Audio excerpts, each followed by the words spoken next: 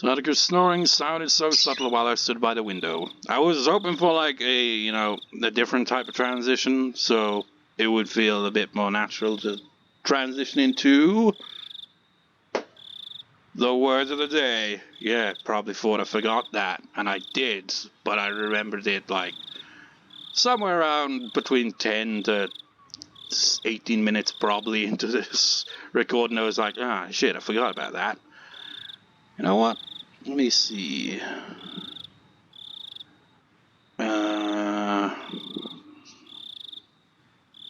See what word of the day. We'll have it kind of fit a bit, you know?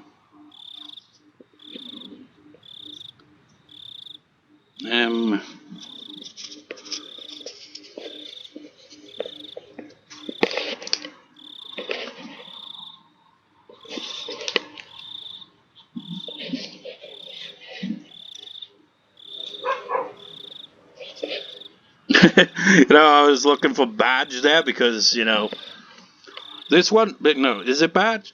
No, it's cards, yeah. I was thinking badges for some reason. The trading cards. It doesn't look like this arc has those. But that's not what's going to be the word of the day anyway. I was just kind of looking to see if it was in there or not, and then realized now they have cards. Well, it better be in here. I don't think it is, though. Auction's not in here. It might be in the Japanese section, but it's kind of hard to look for a word when you don't.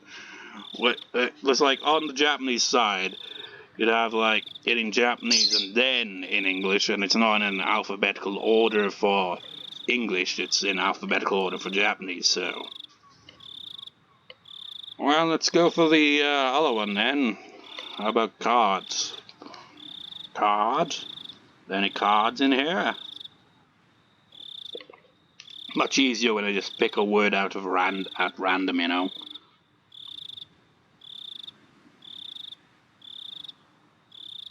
Well, card is just card though, so it's not really all that different. So that's we're trying to get, something a bit more than that. Let's just browse through the Japanese section. Look for a word that might fit.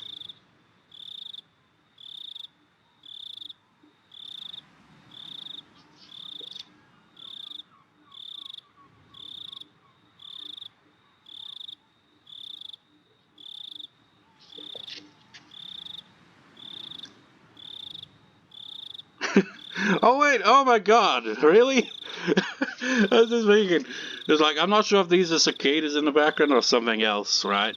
I was just thinking, it's like so relaxing, it has a relaxing feel, just like, you just got your book and, your cicadas, and then the word cicada was right in my freaking face. It is semi. That's cicada in Japanese.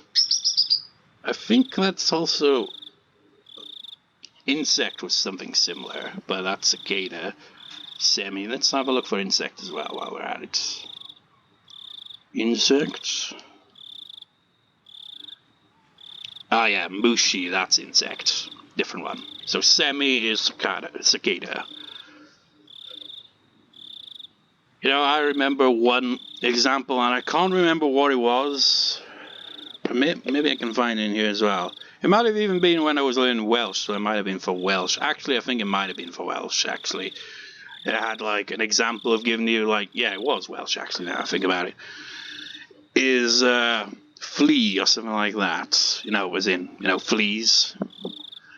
And it was using an example of, like, the pronunciation for, like, all the, various sounds in the Welsh language. It's the CH pronunciation. I can't remember what it was. It's like when I think of the CH, I just think of red, koch, because that's an easy one to get. But when it's at the start of a word, it's a bit like, how do you emulate that sound so easily? It's like such an odd sound. Satoko was snoring soundly, so subtle while I stood by the window. We switch back to Rika's perspective. Satoko. How is that even a snore? I just I just envisioned her animated there, just lying in bed sleeping in her mouth, just voice that. It's quite an image. I could tell that she was sound asleep. Now we got Hanyuu again, because now we're back to Rika. She snores so cutely, but that snore you did not sound cutely at all. Hanyuu laughs and tries to poke Satoko's nose. I looked up at the sky. Nothing was different about the moon, but the moonlight seemed warmer than usual to me. Rika, you seem to be in a good mood. Yes, I think I am. I realized it only after Hanyuu pointed it out. I really was in a very good mood. Otherwise, I wouldn't be enjoying the view of the sky on a humid night like this. Like bringing a toast to the moon. As I rooted around the back of the closet, Hanyuu spoke to me, sounding noticeably upset. Rika, don't you even think about drinking. I deserve it, just tonight. Hanyuu doesn't like alcohol. If I drink, Hanyuu will also taste it, so she always complains when I try to drink. She's just like, it's just like I need booze to get through this shit. That's why I usually drink only when Hanyuu is far away from me. Of course, she'll know right away when I do, but it's too late by then. No, you can't. You're too young to be drinking. It's my body. I'm going to make my own decisions.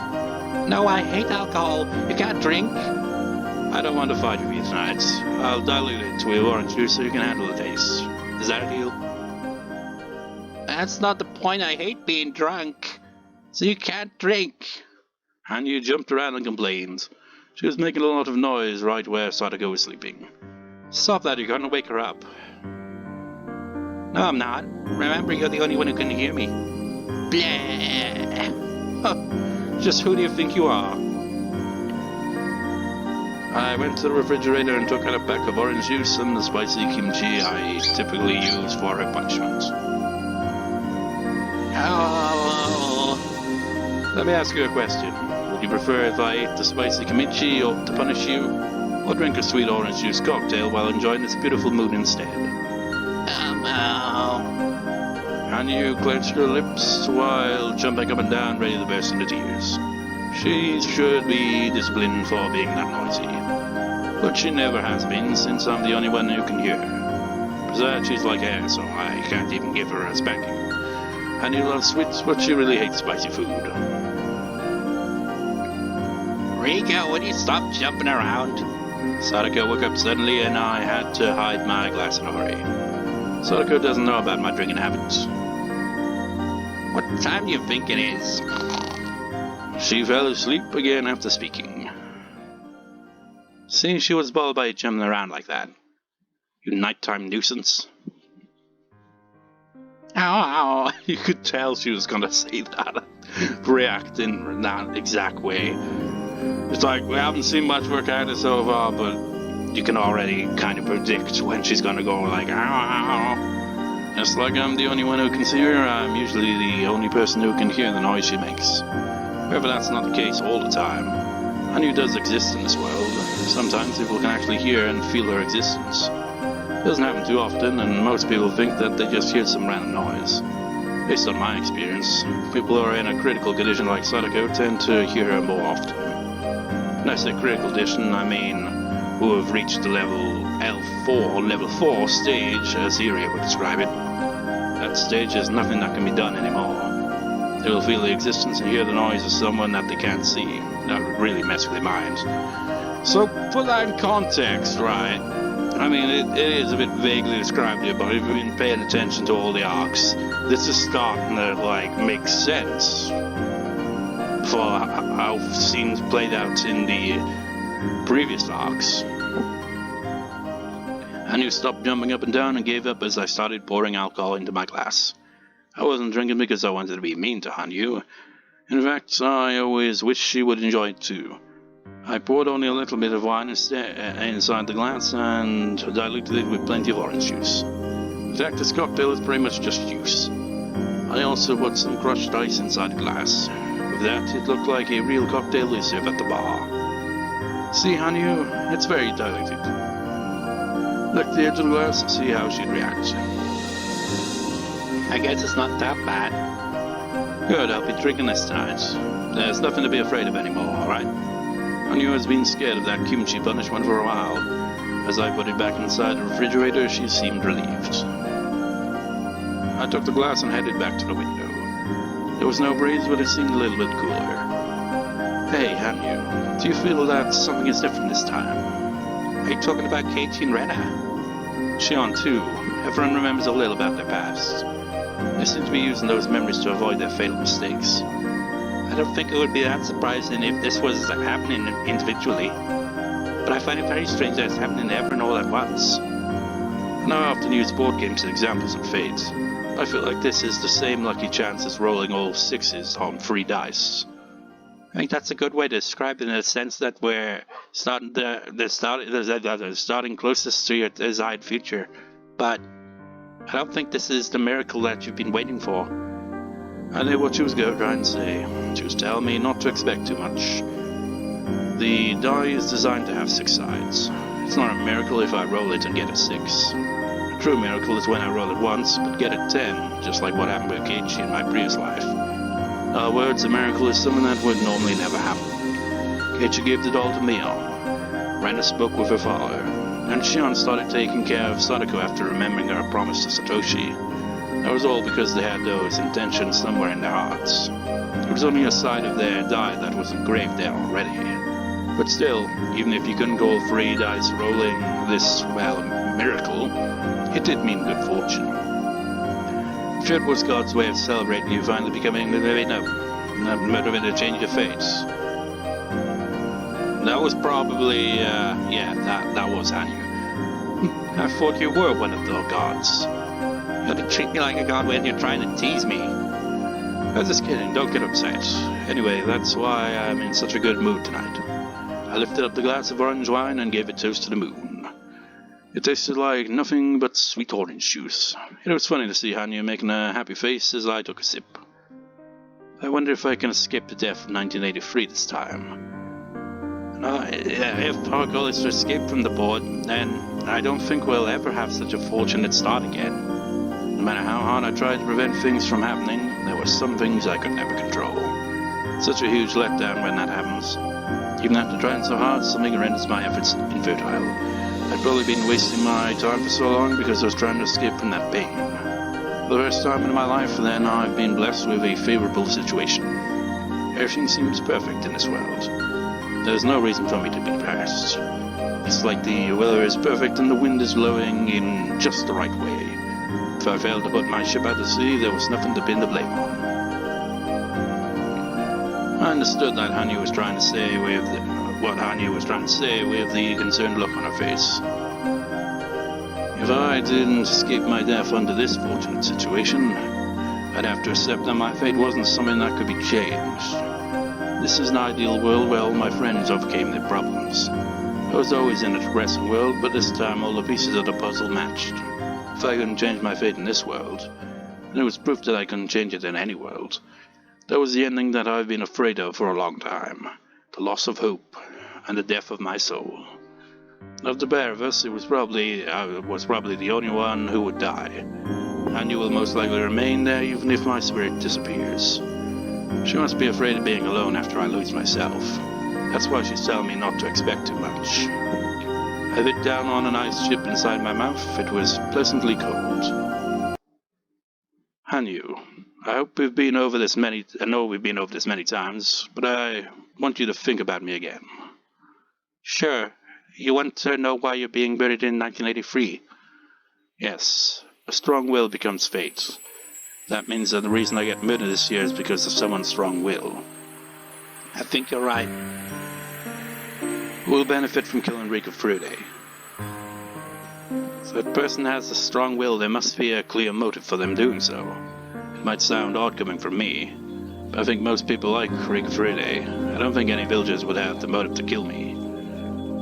The people who live in the village are all fond of you. Thanks to you. Ow, ow, ow, ow, ow, ow. I'm just showing you my appreciation. Anyway, we now know that the Sonosaka family is not the culprits. I have no idea who else would want to kill me. You know, this village is supposed to be the safest place in the world for you. You're right. It's supposed to be. There are plenty of people who would protect me here. It's ironic. For a long time, I've been refusing help from all those people who were trying to keep me safe. Rika, I think we should rely on Irie.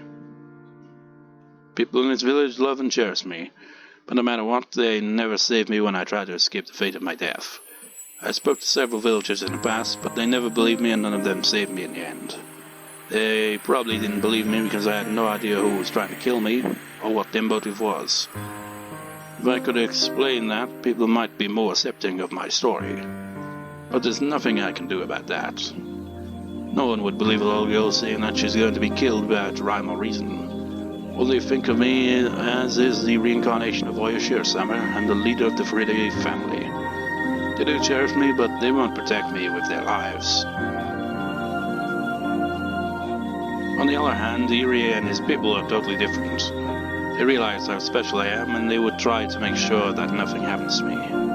If I confessed to them that my life was in danger, I'm sure they would do their best to prevent it. They have all the means to protect me from a violent end. However, none of it really worked in the past. It's not that they're unreliable. It's because Takano, the one responsible for protecting me, also gets killed on the same day every time. In other words, asking her for help is completely useless. She's very reliable, but she also isn't. It's ironic that I'm the only one who knows the reason why they can never save me. I wonder if that's the murderer's plan. Tomitake and Takano get killed because they're my guardians. Then if I get killed after that? I think Takano's death is definitely related to your own. If it's the same fate, I mean, if the same suspect is killing them for the same motive, I might be able to alter my own outcome by preventing their deaths. I don't know if you remember, but we've tried that once before. The deaths of Takano and Tomitake mean the loss of my protection. Because the two of them die, the suspect is able to kill me. That's why I've tried to prevent their deaths somehow. But they never believed me. I tried so hard to persuade them, but they didn't listen. I eventually gave up and just thought of their deaths as fated to happen.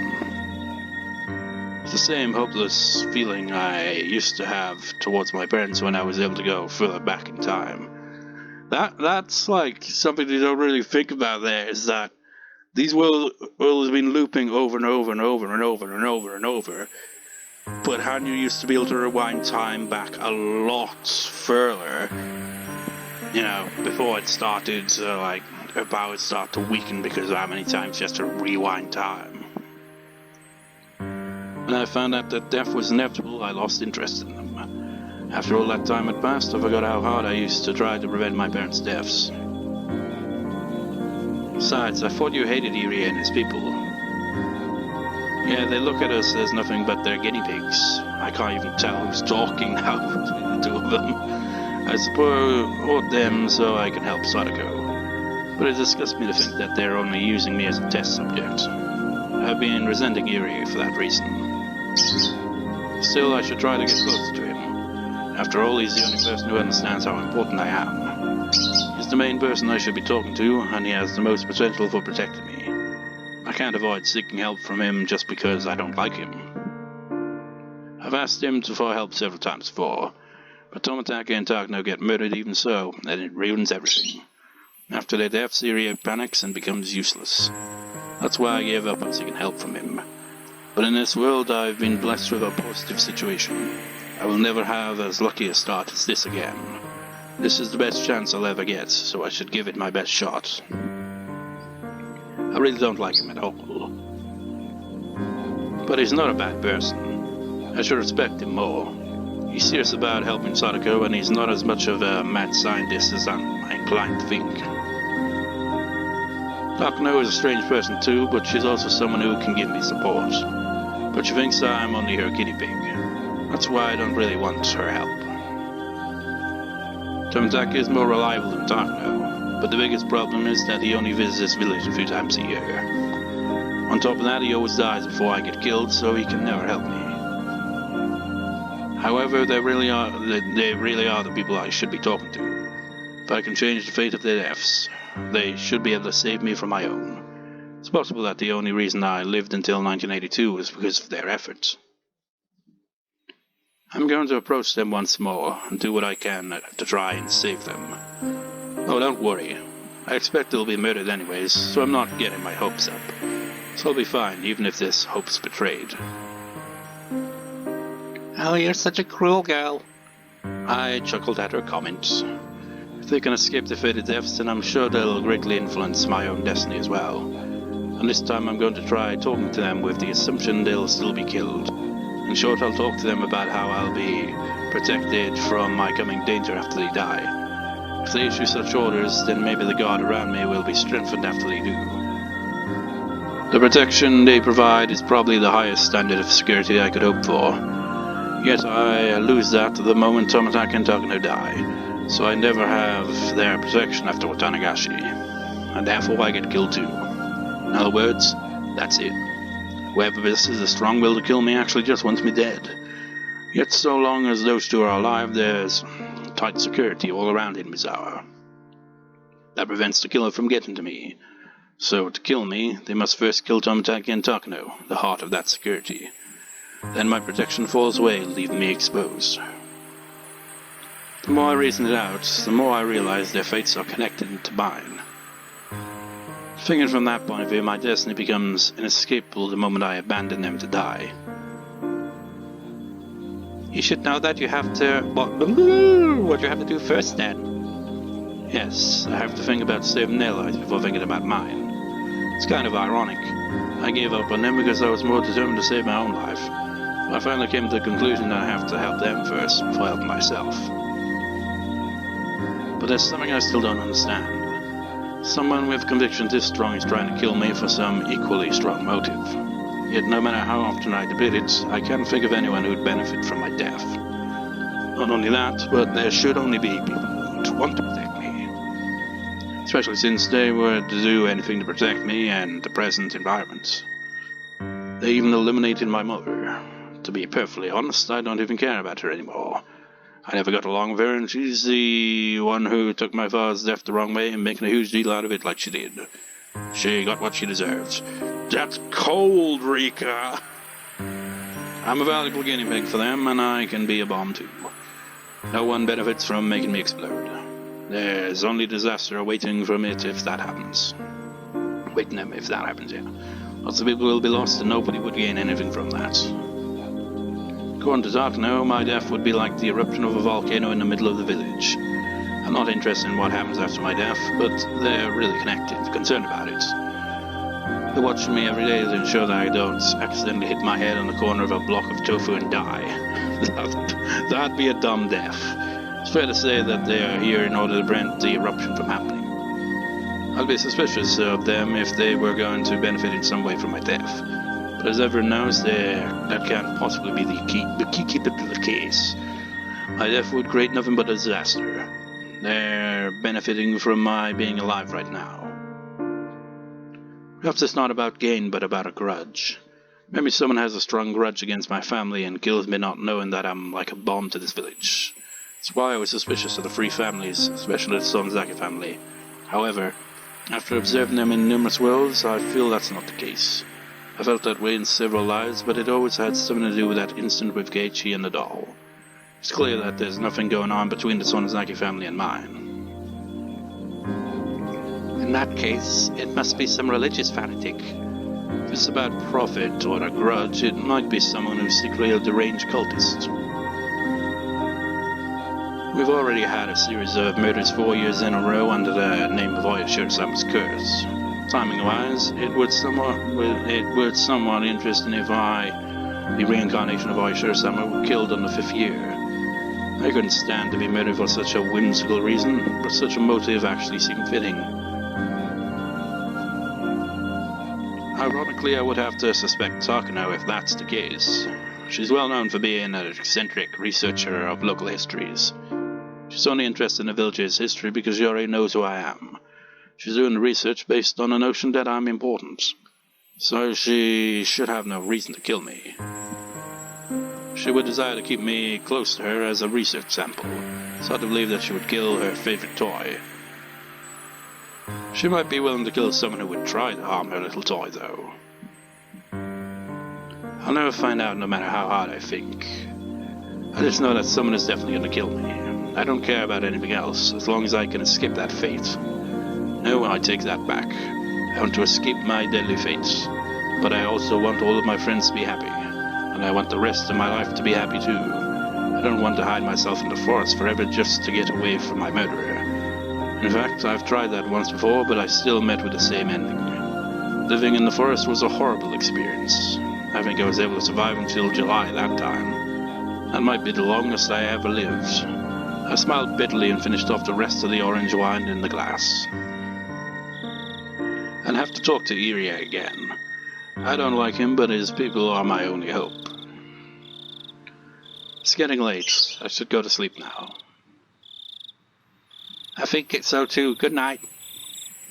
I lay down and closed my eyes, but I couldn't fall asleep right away. Suddenly, I remembered Rena's words out of nowhere. It's no good when I was thinking about it on my own. I wasn't thinking about it on my own. I was talking it out with Hanyuu.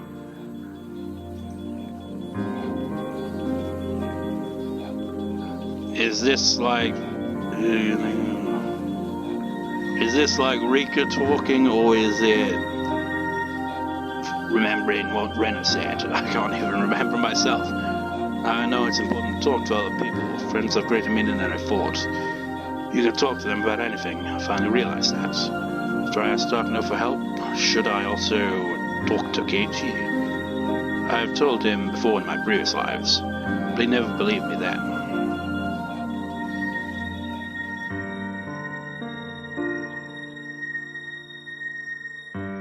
Higurashi when they cry.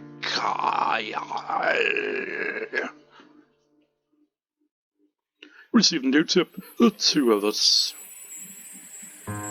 And achievement unlocked. Who done it?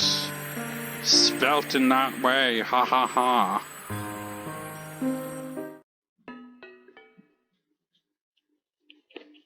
Rika Friday always thought that there were 4 members in her family.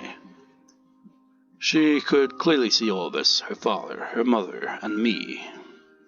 She had no idea that I was invisible to anyone else but her. This is gotta be Hanyuu's perspective then. My appearance is a little different from human beings. I may always look like a person, but I can't hide my horns. So it's obvious that I'm not human. What, just because the horns? Well, if there's like some kind of entity that is, I mean, I guess they just kind of went the classic, let's make our thing like deity and all that look human rather than kind of get a bit more, out there with the design. I'd hope that because Rika has seen me since she was a baby. She wouldn't be bothered by my ugly horns at all. And that hope came true. Just as chicks believe whatever they see first is their parent. Rika accepted me as part of her family as a matter of course. Even though I have these horns. I mean, what's wrong with the horns? They don't really look that strange. Rika and I have been close ever since the day she accepted me as her family member. I became closer to her than her parents. I couldn't even remember the last time I was able to communicate with someone. We spent all day together. Her family, especially her mother, denied my existence. Since her mother so strongly denied me, Rika and her mother became distant. Rika didn't learn certain things that many children learn from their mothers. That's why I taught her instead. It's kind of ironic how that made her mother resent Rika even more. Rika used to fight with her mother a lot about how she talked. Yes, she picked up some bad habits from me. Besides the fact that she didn't get along with her mother, Rika was a pretty normal girl. She was just like Satoko. She loved running around in the woods and doing mischievous things. However, in June 1983, Rika's life was taken. All we want is a happy life for Rika. My power only allows us to search for the path leading to that. It's awful to repeat the same tragedy over and over again. Although it's devastating, we can still find happiness within this endless world. Rika Frida's destiny is a tragic dead end. I'm secretly enjoying the fact that I get to spend more time with her than what normal people can enjoy. It's not just Rika. They may not see or hear me, but being with Satoko, Mion, Rena, and Keiichi is also very fun.